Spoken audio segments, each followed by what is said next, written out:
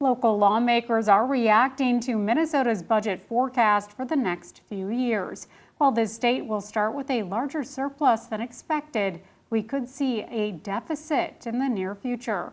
KIMT News 3's Max Haslow spoke with Senators Carla Nelson and Liz Bolden earlier today about how the budget could affect the Med City.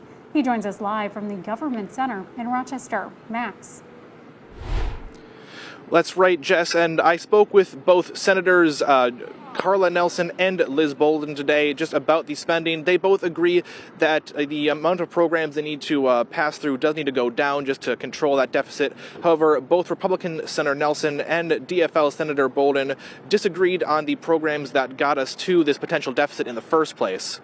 Now, Senator Nelson tells me she has been worried about any taxes raised being done to increase revenue, and she says inflation has already taken its toll on taxpayers, along with the federal government deciding to tax the state's recent tax rebates, and she believes the government should cut back on projects being funded. My hope is that we're focused solely on those bread and butter issues that are important to Rochester citizens, Olmsted County, Dodge County, people all across the state, and things that will move our state forward.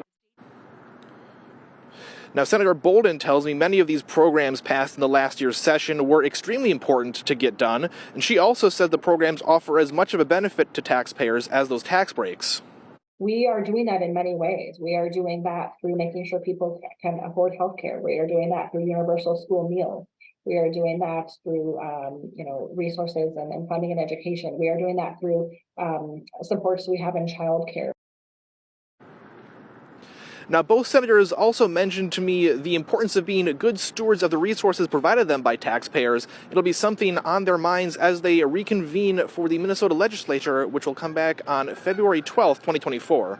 Live in Rochester, Max Haslow, KIMT News 3. Thank you, Max. The budget is projected to go from a $2 billion surplus next year to a $2 billion deficit by 2027.